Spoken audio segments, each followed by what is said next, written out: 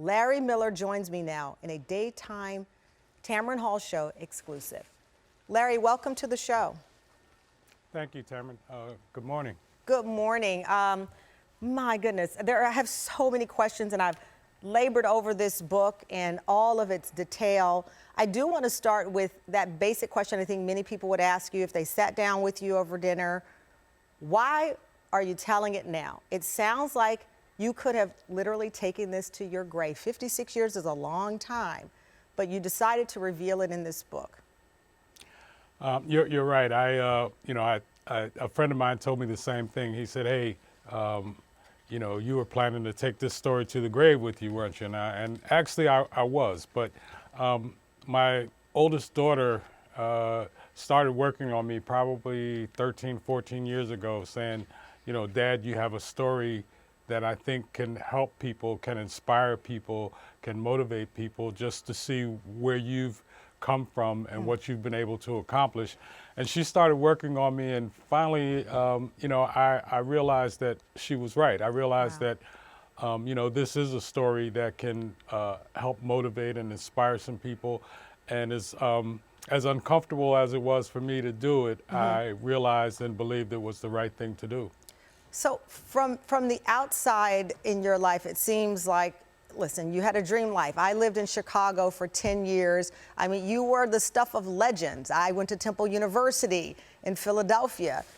Everything that happened in your life seemed to be a dream. But you wrote in the book that I have here, not a day went by when I didn't feel split in two, half the successful executive, half the gangster that none of my fellow executives knew. Was it even possible, Larry, to enjoy any of this success, knowing that this cloud, this secret was hovering over you?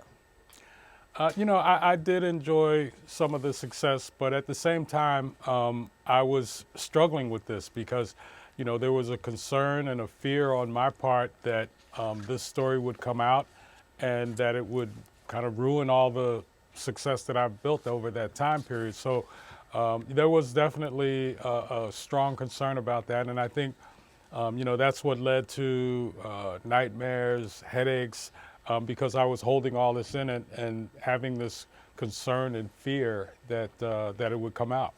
You weren't just surrounded by celebrities, but you were around some of the most powerful people in the world. At one point, you got a commemorative basketball from President Obama in your office in 1999. You were personally invited to the White House by Bill Clinton. And in your book, you wrote of that, the invitation raised the stakes to the highest yet risk, being found out by a Secret Service background check versus the reward of meeting the president and the first lady at an intimate dinner. As a journalist, I've been to the White House. I know the security clearance, the level of detail that they take from your Social Security on. Here you are giving all this personal data where you worried my name is going to pop up and they're going to see the word felon.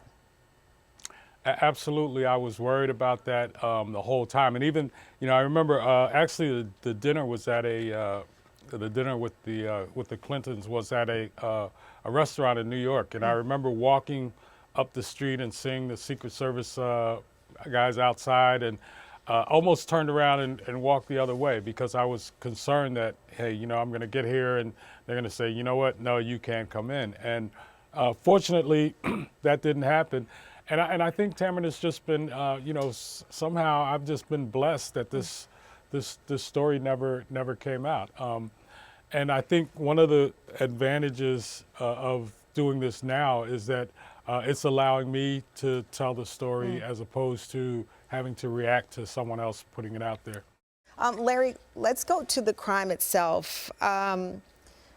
You wrote about it in the book, and I have to tell you, I had to reread it over and over because it is absolutely chilling. You say, of the death of 18-year-old Edward White, there was no valid reason for this to happen.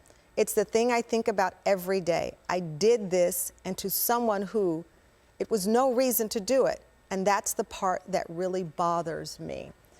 You were a member of a gang in Chicago. Yes. Philadelphia. In Philadelphia.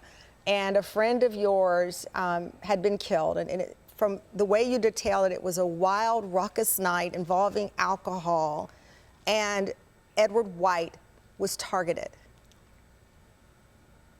Yeah, he just was in the wrong place at the wrong time. It was a senseless act on my part.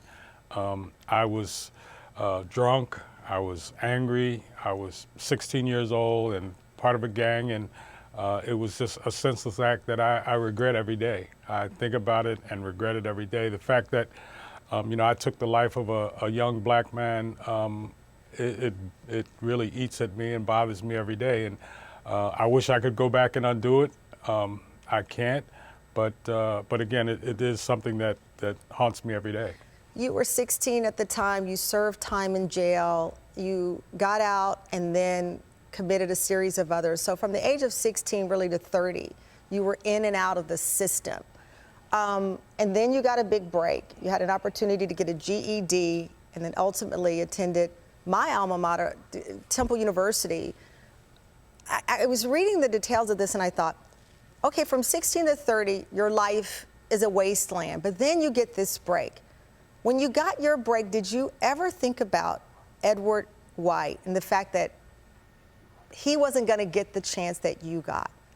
He wouldn't get the opportunity to have the life that you have today. Yeah, like I said, I thought about that every day. I think about it every day.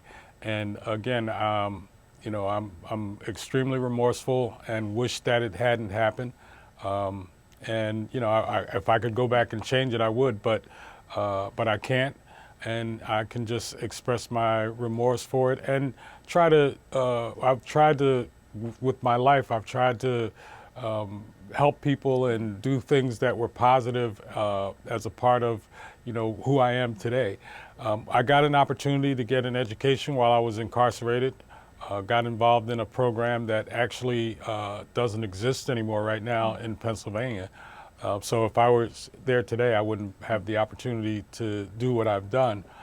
But again, it is something that, like I said, I think about it every day and try to live my life in a way that I'm giving back and helping other people as much as I possibly can. Well, it's interesting you say that because obviously you've done a lot of philanthropy work. You've done a lot of work with young men who deserve, and young women who deserve, second chances in life.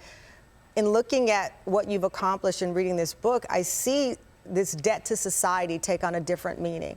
You serve your time as a debt to society, but you were also paying this secret debt that people didn't even know you were trying to get out of that hole of. No, you're exactly right. And like I said, I've always focused on trying to give back, trying to do things that could help other people. And again, this was my way of saying, okay, I can't go back and undo the past, but I can be a contributor. I can be a positive member of society moving forward and try to help as many people as I possibly can. You said a friend told you that why not take it to your grave? Was that friend Michael Jordan? When you told him, did he say, I'm happy you're telling this, or wait a minute, maybe you shouldn't tell this? Michael Jordan was one of the first people that I shared this with. And, after going through and telling him that my daughter had kind of convinced me and pushed me to do this, I'll never forget his first comment to me was, I agree with your daughter. You need to tell this story. And I think that gave me the encouragement that I needed to say, okay, I'm doing the right thing and I'm moving in the right direction by sharing this story and hoping that it can help as many people as possible, motivate and inspire some people. As you know, my sister was the victim of an unsolved murder. So when I saw this, my eyes and my heart kept going back to Edward White, the 18-year-old. He was expecting a child at the time who's now an adult and had a child already. And his family initially expressed, I know, their outrage at the book. They had wanted, according to comments made, a heads up, if you will, on that this was going to come out. We've since heard from their attorney and in an exclusive statement they gave us, Larry, they talk about forgiveness and that you've been in contact. They say that 2 separate meetings, this is their quote, 2 separate meetings have occurred between you and the family, and at the first meeting, each family member forgave you. And following the lead of his sister, Barbara Mack, they've all said that they want to move forward and create a foundation. Hearing the words from Edward White's family that they forgive you after even their initial outrage of you telling the story, how did that rest with your soul? Well, first of all, you know, I take full responsibility. I should have tried to connect with them before this became public.